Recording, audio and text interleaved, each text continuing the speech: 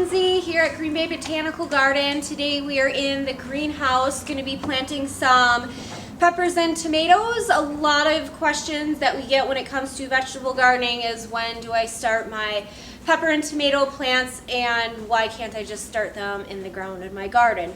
The short answer to that is tomatoes and peppers are warm season crops, meaning that they need really warm soil temperatures for them to germinate and grow.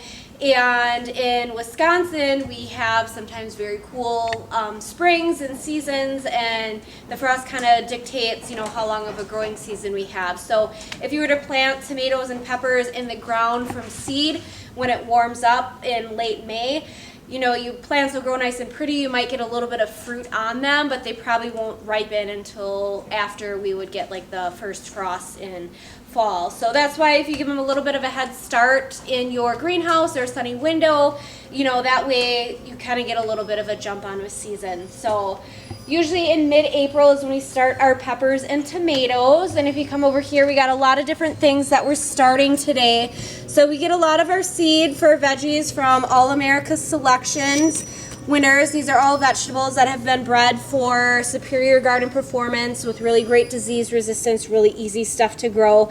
So we don't grow a ton of vegetables here at the garden in terms of like quantities of each one. We have a great diversity, but only a few plants of each. So we're only really starting 8 of each of these tomato plants and pepper plants because we want to showcase the diversity, but we don't need a ton of the fruit here. So a lot of the extra produce that we grow here at the garden that we don't use ourselves for the garden programming or staff, we offer to our volunteers, and we also donate a lot of our food to local food pantries as well. So basically, this one that I'm going to be planting today, I'll kind of show you quickly how we do it. It's pretty easy. This Patio Choice yellow tomato, this one is bred for container grown. It's a cherry tomato with its a yellow fruit on it that can be grown in a container. So if you don't have a lot of space at home for a garden, you can grow stuff in containers. So you can see these little seeds here are pretty tiny, but not super tiny. We grow a lot of stuff that's a lot smaller than this. But basically you take your little seed and you just set it on the surface of the soil. So you kind of want to pay attention to where you're putting them in because sometimes they blend in with these little white flecks of perlite in here. So you do 1 seed per little cell, or if you're doing a pot, 1 seed per pot. And then once you put them in, you kind of press them into the soil a little bit just so when they start growing, they have something to grow into and the roots grow into the soil. And then we have some vermiculite here, which we call sprinkles. And we just put some sprinkles on top of our seeds that covers them up so they can germinate. They like the dark to germinate. And then this vermiculite also holds in a lot of moisture. So when you water your plants, we can retain the moisture before the seeds germinate so they don't dry out too fast. So like everything, plants require water to grow, just like you and me require water to grow as well. So, and a couple other things that we have today we're doing in addition to Mark's doing a really cool veggie garden down by the Master Gardeners area. We got some crazy cool kales here. And he also has some onions that he's starting from seed ahead of time. You can also buy these from your local nurseries as little sets or starts from seed catalogs too. So we're trying some seeds just to see how they go. So that's a little bit of planting peppers and tomatoes right now. If you're not into starting seeds at home, you can always buy your plants from a local nursery. Like I said, you don't want to start peppers or tomatoes from seed in your garden because Wisconsin weather isn't usually conducive or long enough growing season for them here to produce fruit. So today we're also planting some of our vine crops here. We have some watermelons, some of our pumpkins, squashes, cantaloupes, and even some sunflowers that we're doing. A lot of these can be actually planted out in the garden once danger of frost is past, but we like to give some of our stuff a little bit of a head start just so you get fruit a little bit earlier in the season, or you have a chance to get more fruit for your vines bearing a little bit longer than if you planted them out in your garden right away. So most of this stuff we do right into a 3.5-inch pot like this because It does get pretty big pretty fast, so this way you don't have to transplant it a couple times.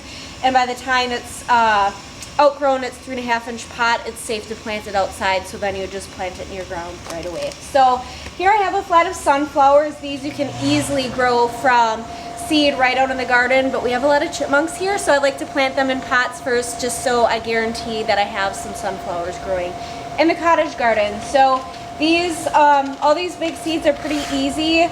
You're gonna wanna plant them in the soil, like at least 1/2 inch or so. If they're on the surface of the soil when they germinate, they're gonna push themselves out of the soil and not gonna have good contact with their roots in the soil, and they might flop over and die. So I usually just poke my finger into the soil, make a little hole, and then you just do 1 seed per cell. That gives the best nutrient absorption and water absorption for all your little seedlings. They got room to grow in there, but they're not competing for other resources in that pot. So this is Terra Mahura White. I'm good at Latin, not so much English sometimes. It's a really cool tall sunflower. The seeds are white, that's why you get the white in the name. So those are some sunflowers that I'm doing. A couple other cool things for you guys. We have a mini-sized watermelon called Mini Love. It like fits in your hand. It's an All-America Selection winner. Mark's got a crazy vegetable garden this year down in the partnership garden area below the Belvedere hillside, so come check it out. He's going to be wearing his straw hat and flannel shirt, maybe some overalls, so call him Farmer Mark this year. And this little guy, this container zucchini is Ostia. I've grown this in the cottage for a couple years now. It's a really great container plant, but I like it in the ground a little bit better. You don't have to water it as often. It's a really compact plant, still gets quite a bit of zucchini fruit on it, but it's not going to ramble and take over your entire garden. So that's really nice, especially if you know zucchini. It can go on and on for days. So this one stays a little bit more tame. And some of our pumpkins, Ryan picked these for the garden fair, the Cinderella's Carriage. These are kind of fat little squatty things that are pinkish orangish in color. So starting these a little bit earlier, you can get some bigger fruit by the end of the year, and possibly more fruit if you started a little bit ahead of time. So these are one of my favorite types of pumpkins to grow at home too, because they're a little bit different than those standard little jack-o'-lanterns you get in the fields when you go picking with your family. So come get some of those at garden fair. That's one of Ryan's plants. Another one of Mark's little veggie fruit things in his garden this year is this little mini cantaloupe sugar cube. It's got a really sweet fruit, and it's kind of like a personal size cantaloupe. So that will be growing down there. And in pure Mark fashion, he picked out some crazy stuff with some fun names. These 2 acorn type squash, one is called mashed potatoes and one is called baked potatoes, will also be in his little garden. The mashed potatoes got its name because it's a white fruited, white fleshed acorn squash. So when you cook it and kind of mix it up, beat it up, mash it, it looks like mashed potatoes. So that's why it got its name. It's kind of got a little bit of a nutty flavor. And then the baked potatoes has more of a brown flesh. So as you know, a baked potato has a brown skin. So that's how that got its name. So those are kind of 2 little cool things that he'll be growing down there. And then I just have some other cucumbers and melons that we're starting as well. So like I said, a lot of this stuff you can grow right in the soil once it warms up, you know, like the end of May, early June. But we like to give some of our stuff a head start here just to have an extended growing season.